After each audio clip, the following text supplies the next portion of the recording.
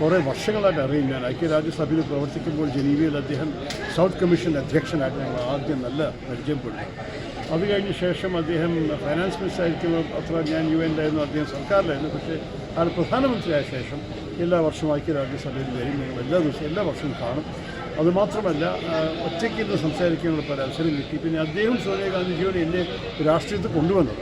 അപ്പോൾ ഈ മഹാൻ വ്യക്തി വിട്ടുപോകുമ്പോൾ എൻ്റെ ഹൃദയത്തിൽ നിന്ന് ഭയങ്കര വേദനയുണ്ട്.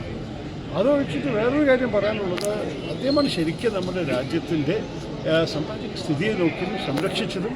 പ്രത്യേകിച്ച് ലോകം മുഴുവൻ 2008-2009 ഒരു ഫൈനാൻഷ്യൽ ക്രൈസിസ് നടക്കുന്ന കാലത്തിൽ അദ്ദേഹമാണ് ശരിക്കും ഭാരതത്തിനെ നാവിഗേറ്റ് ചെയ്തിട്ട് ബുദ്ധിമുട്ടില്ലാതെ മുന്നോട്ട് കൊണ്ടുപോകാൻ സാധിച്ചത്. പിന്നെ അദ്ദേഹം ചെയ്ത പല കാര്യങ്ങളും നിങ്ങൾക്ക് എല്ലാവർക്കും അറിയാം.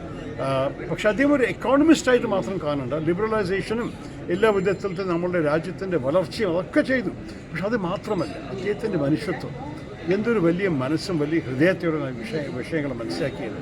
ചെറുപ്പക്കാർക്ക് അടുത്ത തലമുറയ്ക്ക് വേണ്ടി എന്തൊക്കെയാണ് ചെയ്യേണ്ടത് ഈ രാജ്യത്തിൻ്റെ ഭാവിക്ക് വേണ്ടിയിട്ട് അങ്ങനെ ചിന്തിക്കുന്ന ഒരു വ്യക്തിയാണ് അദ്ദേഹം. എപ്പോഴും പറയും, നമുക്ക് ഈ രാജ്യത്ത് ശരിക്കും ഒരു ടെമ്പററി ചുമതലയാണ്. ഈ വരാൻ പോകുന്ന തലമുറയ്ക്കാണ് നമ്മൾ ചിന്തിക്കേണ്ടത്.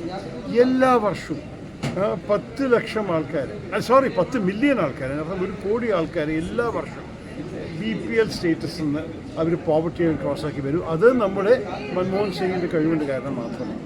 അപ്പോൾ ഇതെല്ലാം നോക്കുമ്പോൾ ഒരു മഹാൻ വ്യക്തി നമ്മൾ വിട്ടുപോയതാണ് വലിയൊരു സംഭവം.